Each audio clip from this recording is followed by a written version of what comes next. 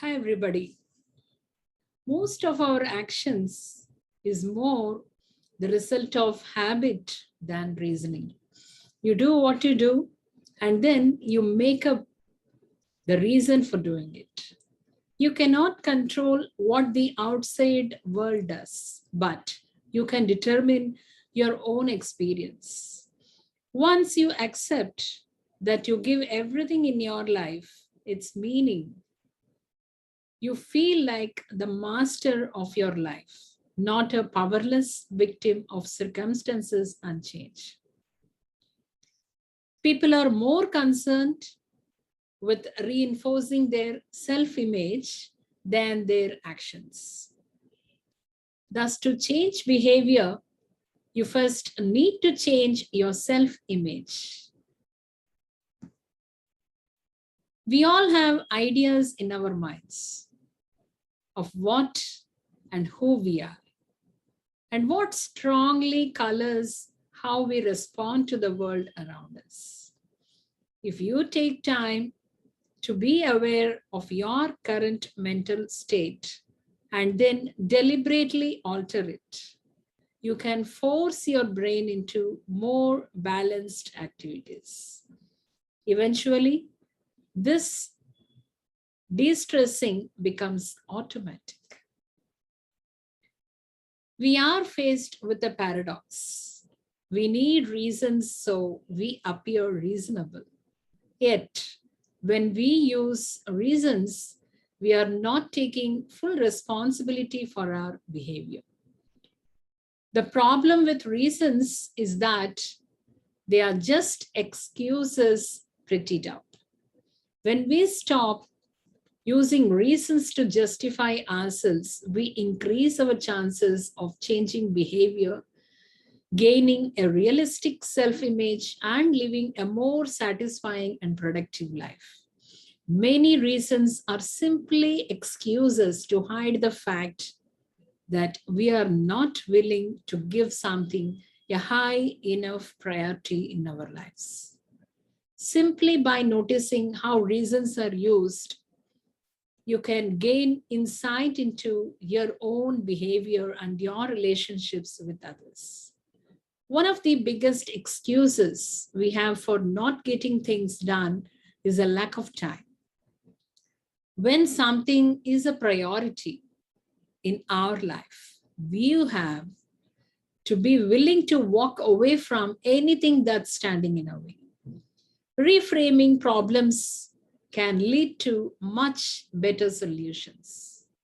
The basic idea behind reframing is to introduce a change of perspective into your thinking. We don't have enough time to hurry. This means that when you do things in a rush, you are invariably going to mess up.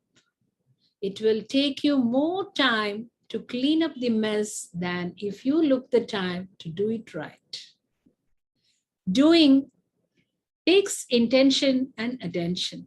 You can always find an excuse for why you could not have done or finished something. The power of working with a partner or a team is in different experiences and perspectives each member has.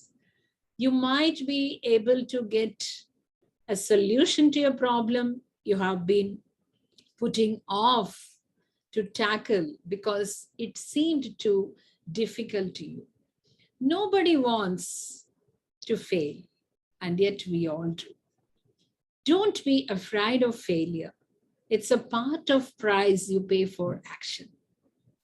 The way we communicate with people has a significant effect on their opinion on us. It's not about what we say, but about how we say it. It has been long known that using different labels for the same thing will promote different behaviors. The question of intention lies behind all communication. What is it that you intend to communicate? Simply saying something does not mean it has been actually communicated. There are often misunderstandings because people do not make sure their meaning are shared. When giving feedback, make sure you first say two I like statements, followed by one I wish statement. History is an ongoing flow. All stories that are told with the beginning are distortions of what has happened. By deciding where to start the story or where to put a period, you give the story its meaning. By changing the punctuations, you can make the hero into a villain and vice versa. The word problem has a negative connotation. It implies there is something wrong that needs fixing. However, if a problem is reframed as an opportunity to make things in our life better, than it becomes a positive, and problem solving can be recognized as one of our basic life forces. Problem is a word used to describe any situation that you want to change. Stay blessed.